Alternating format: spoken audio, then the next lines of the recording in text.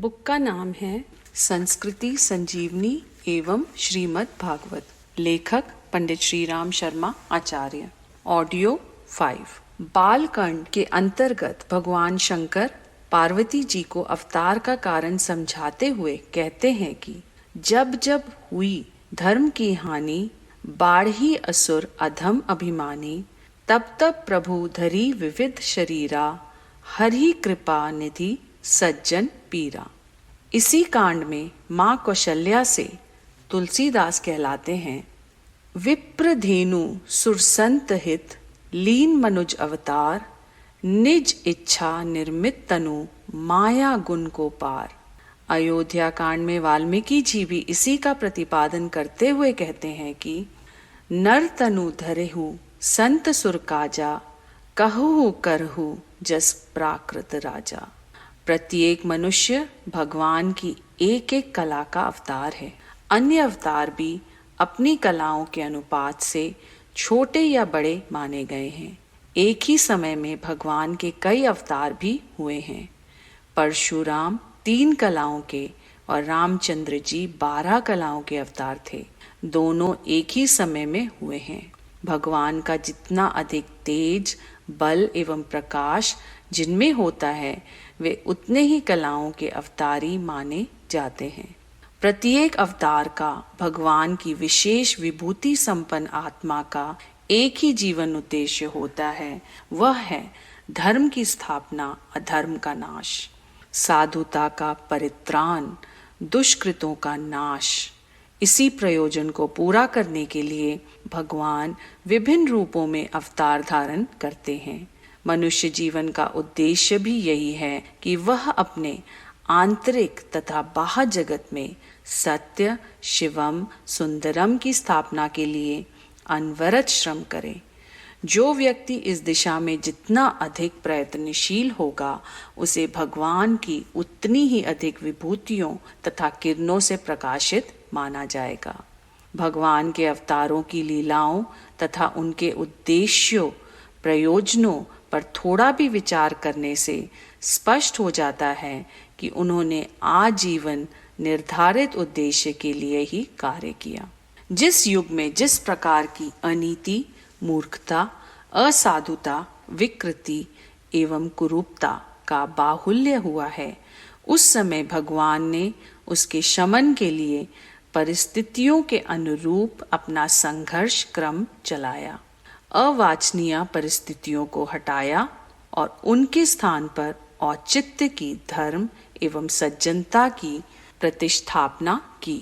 भगवान की लीलाओं को सुनने सुनाने का, कहने बताने का, पढ़ने का तथा देखने का जो पुण्य माना गया है, उसके पीछे एक ही लाभ छिपा हुआ है कि पढ़ने, सुनने या देखने वाले लोग अवतार के प्रयोजनों को पूरा करने, उनका अनुसरण करने के लिए उत्साह एवं प्रेरणा प्राप्त करें।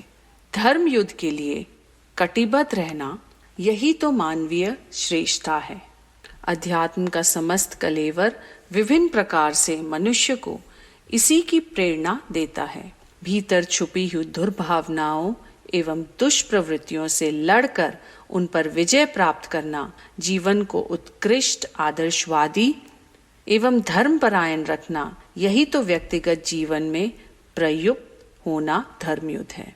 इसी प्रकार अनाचार, ज्ञान, अन्याय, आलस्य आदि को परास्त कर संसार में सद्भावनाओं एवं सत् प्रवृत्तियों को बढ़ाने के लिए तीव्र भावनाओं के साथ प्रयत्न करना बाह्य जीवन का धर्म है।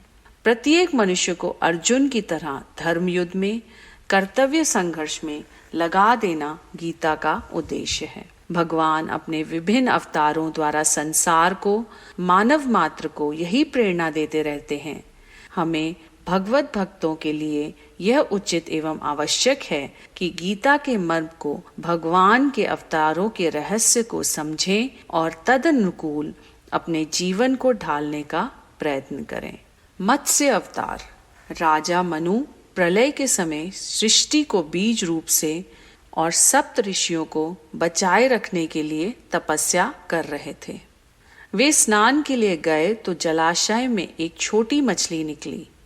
उसने मनु से प्रार्थना की, मुझे किसी बड़े जलाशय में पहुंचा दें जहां मैं सुखपूर्वक रह सकूं। मनु ने उसे वहां पहुंचा दिया। मछली वहां बड़ी और इतनी बड़ी कि स्थान कम पड़ गया। उसने मनु से प्रार्थना की कि मेरी सहायता कीजिए और अन्यत्र कहीं बड़े जलाशय में मुझे पहुंचा दीजिए।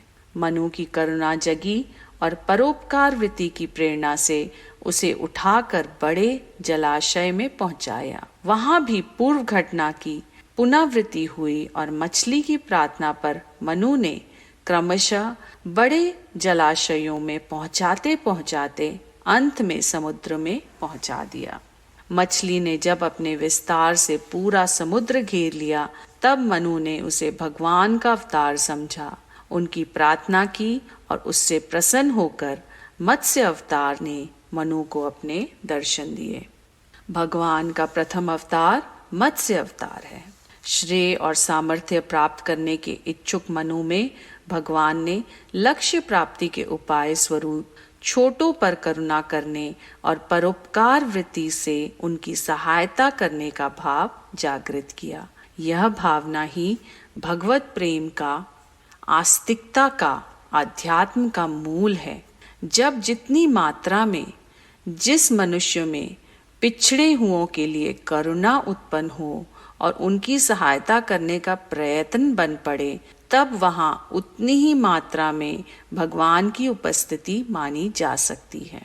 निष्ठुर, स्वार्थी और व्यक्तिगत लाभ तक सीमित रहने वाला व्यक्ति ईश्वर विमुख ही माना जाएगा, भले ही वह पूजा पाठ के नाम पर कुछ भी तंत्र मंत्र क्यों ना करता हो।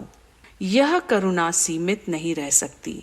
सहृदय एवं दयालु व्यक्ति की सेवा भावना निरंतर बढ़ती है और वह उसी अनुपात से अपने लोक उपयोगी सत्कर्म बढ़ाता चलता है। मत्स्य अवतार भगवान की यही प्रेरणा निरंतर रहती है। जब मनुष्य वसुदेव कुटुंबकम की भावना से प्रेरित होकर सब आत्माओं में अपनी आत्मा को देखता है और विराट ब्रह्म को इस संसार सागर में सर्वत्र भरा पूरा देखता है, तब उस स्थिति को ईश्वर दर्शन की स्थिति कहा जा सकता है। मनु को ऐसा ही ईश्वर दर्शन मत्स्य अवतार की कृपा से हुआ था। प्रलय के समय मनु ने एक नौका में सृष्टि के बीजों को तथा सप्त ऋषियों को बिठा लिया था। नाव को डूबती देखकर भगवान मत्स्य प्रकट हुए और उन्होंने उसे अपने शरीर में बांध कर बचाया। संसार सागर में मनुष्य को अंधकार में ढकेल देने वाली, जीवन लक्ष्य का सत्यानाश कर देने वाली पाप प्रलोभनों की आंधियां आती हैं। उनके कुचक्र में फंस जाने पर जीवन नौका डूब ही जाती और पतन रूपी प्रलय में सर्वनाश का मुख देखना पड़ता है। ऐसे अवसर पर भगवान उसकी नाव को पार लगाते हैं, जो अपनी पात्रता को सहृदयता और परोपकारी की कसौटी पर खरा सिद्ध कर चुका है। जिस प्रकार मत्स्य ने मनु की नाव को प्रलय काल में बचाया, उसी प्रकार सद्गुण रूपी ऋषियों से युक्त भक्त की जीवन नौका को भी भगवान अपने शरीर में सिंह में बांधकर पार देते हैं। मत्स्य पुराण की कथा है कि एक बार हयग्रीव वेदों को चुरा ले गए और समुद्र में जा छिपे। तब भगवान मत्स्य ने ही उन्हें खोज कर लाए और वेदों का पूर्ण उद्धार किया। यदि मनुष्य के हृदय में अध्यात्म का मूल करुणा और सेवा की वृत्ति बनी रहे, तो धर्मशास्त्र नष्ट हो जाने पर भी उनका पुनः उद्धार हो सकता है। सहृदय अंतकरण में से समस्त धर्म मर्यादाओं का विकास पुनः हो सकता है। इस प्रकार वेद उद्धार की लीला द्वारा भगवान मत्स्य ने जन साधारण को यह सुझाया है कि यदि धर्म का मूल सद्भाव हृदय में भरा रहे, तो समस्त ज्ञान विज्ञान का स्फुरन अंतकरण में से भी हो सकता है, भले ही ग्रंथों से लाभ उठाने का अवसर ना मिलता हो। धर्म की स्थापना और अधर्म का नाश होने का भावनात्मक माध्यम घृणा नहीं, करुणा ही हो सकती है। अधर्म, अज्ञान और अभाव से पीड़ित प्राणियों के दुखी से द्रवित होकर लोक मंगल की भावना से अपने कर्तव्य की बात सोचना और करना, यही धर्म स्थापना की पृष्ठभूमि है। मत्स्य अवतार ने मानव हृदय से मानव हृदय को इसी तत्व ज्ञान की प्रेरणा दी और धर्म को जीवन में स्थान मिलने की प्रक्रिया प्रारंभ की। इसी से प्रथम अवतार मत्स्य अवतार हुआ।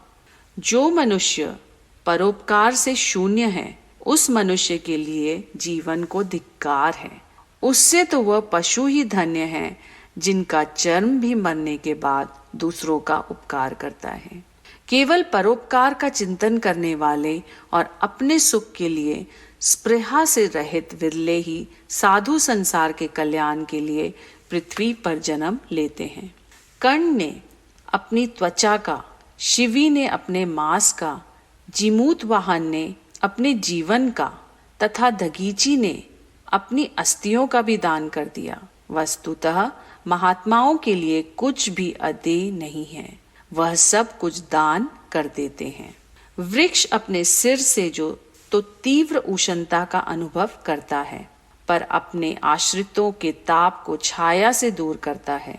अर्थात सत्पुरुष स्वयं को कष्ट उठाकर दूसरों के दुखों को दूर करते हैं।